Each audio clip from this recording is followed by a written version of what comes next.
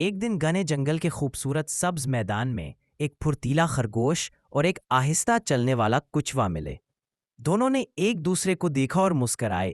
خرگوش نے کچھوے کا مذاق اڑاتے ہوئے کہا، تم تو بہت سست ہو، کیا کبھی دوڑ میں مجھے ہرا سکتے ہو؟ کچھوا پرسکون لہجے میں بولا، چلو دوڑ لگا لیتے ہیں۔ یہ سنتے ہی جنگل کے سب جانور دوڑ دیکھنے کے لیے جمع ہو گئے۔ ایک چالاک لومڑی نے زمین پر دوڑ کی شروعاتی لکیر کھینچی۔ سب کی نظریں خرگوش اور کچھوے پر جمی تھیں۔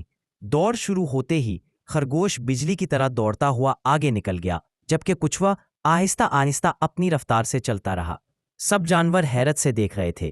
جلد ہی خرگوش کو لگا کہ وہ بہت آگے ہے۔ اس نے سوچا، کچھوا کب تک پہنچے گا؟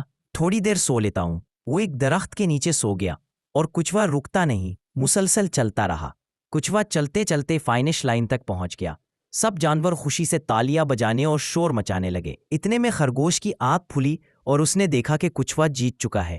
وہ حیران اور شرمندہ رہ گیا۔ شرمندہ خرگوش دوڑ کر کچھوے کے پاس آیا اور بولا، معاف کر دو، میں نے تمہیں کمزور سمجھا اور غرور کیا۔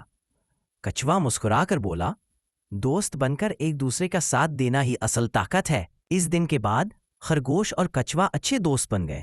دونوں جنگل میں ایک ساتھ کھیلتے اور سب جانور ان کی دوستی پر خوش ہوتے، اور اس طرح جنگل میں دوستی اور صبر کی ایک خوبصورت مثال قائم ہو گئی۔